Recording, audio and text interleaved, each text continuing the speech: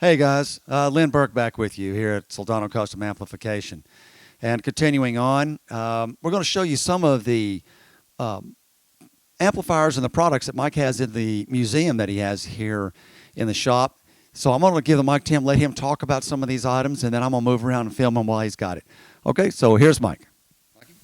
Howdy. Okay, well, yeah, Lynn, we got some funny stuff to show you here, some little novelties and not so novelties.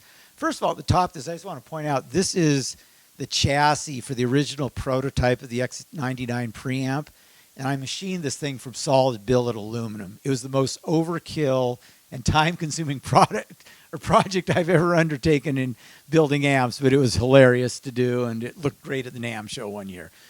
Then moving down, this is a product that we once offered. I may actually be bringing it back, but I don't want to make a commitment yet.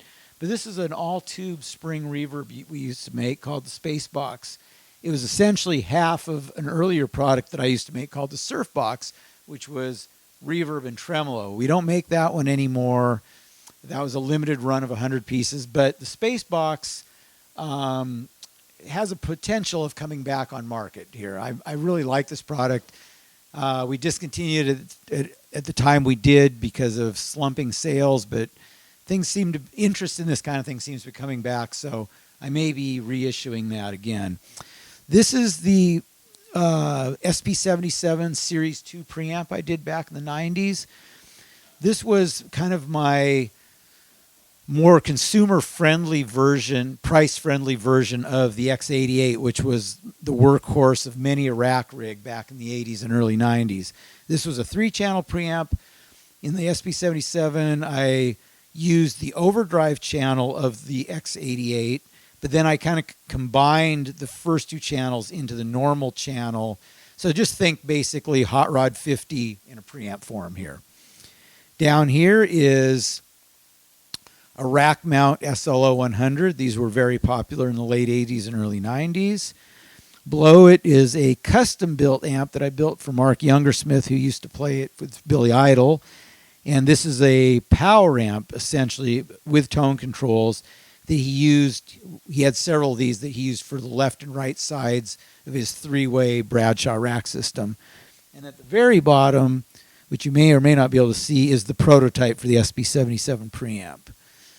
And then further over here in the tweed, this is the SLO that I actually built for Stevie Ray Vaughan. And unfortunately, as we all know, he was killed in a helicopter accident before he was able to enjoy this amp that much. However, his tech did tell me that he had played it and he did like it. So there's that. Here is the Supercharger Gto, which was the all-tube overdrive pedal that we built for many years.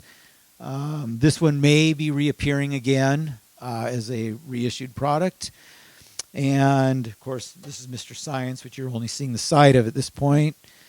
And then I have a prototype here that I built for another manufacturer. It never saw the light of day, but it was a prototype. So pretty much we can build anything vacuum tube that a person would want as long as they're willing to spend the necessary money.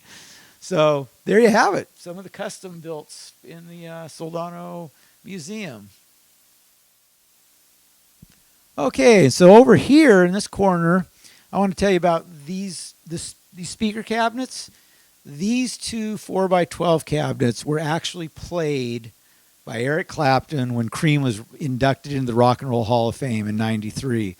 It was a fly-in gig. Eric's equipment was still somewhere else. And so his tech, Lee Dixon, called me up and said, "Hey, you got anything we can borrow?" And I'm like, "Of course I do."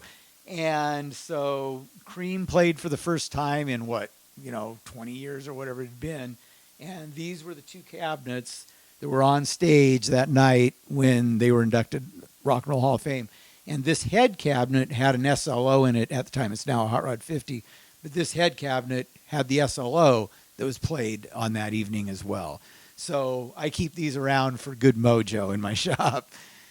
And then these guys here, for about 10 years, all of the music labs in the EMP Museum here in Seattle, which some people refer to as the Jimi Hendrix Museum, but it's the EMP, Experience Music Project. For for 10 years we had astroverbs in all of the little sound labs that they had in the museum. And so for hours per day, 7 days a week, these amps were on.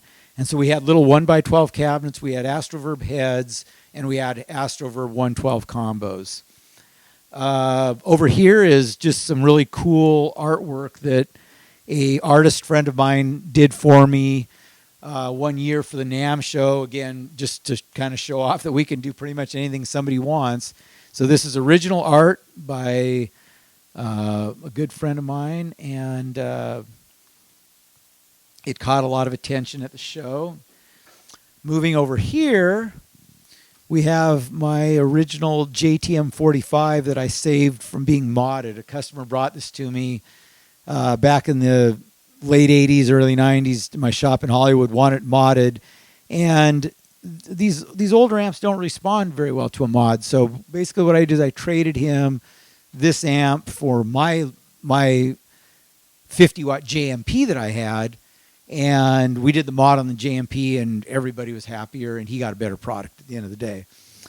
Back here is one of my original oranges back before I was building amps and I was still just doing repairs and mods.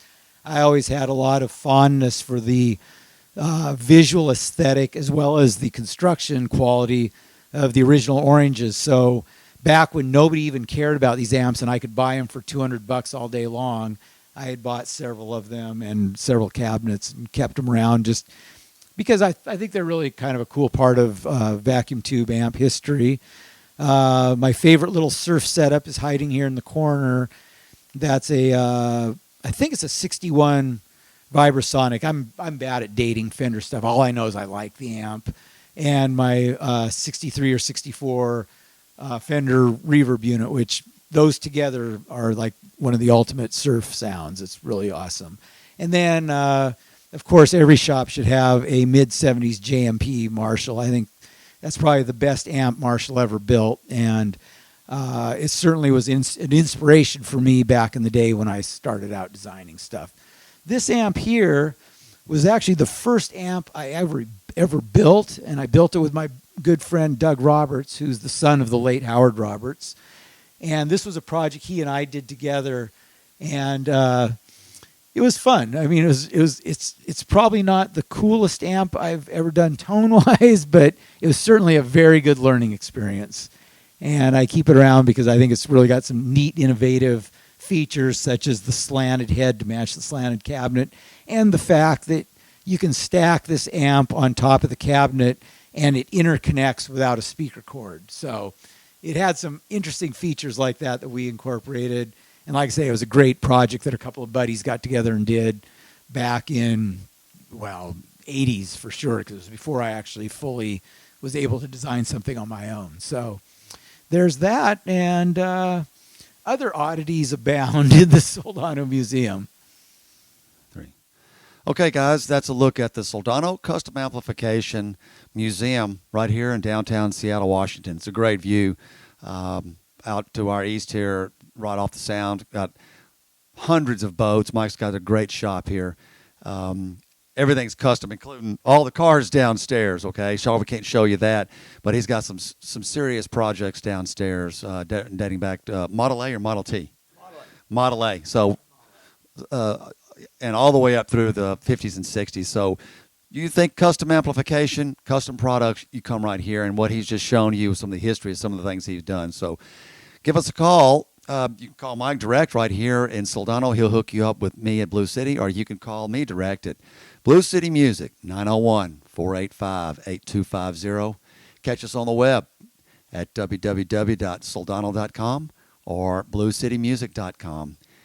Facebook, Twitter, and if I'm flying the jet internationally, text me. If you don't get a phone call or an email, text me. I get that anywhere. Dubai, Delhi, Kazakhstan, it doesn't matter. And I'll get back to you and we'll get you hooked up. Thanks for coming by.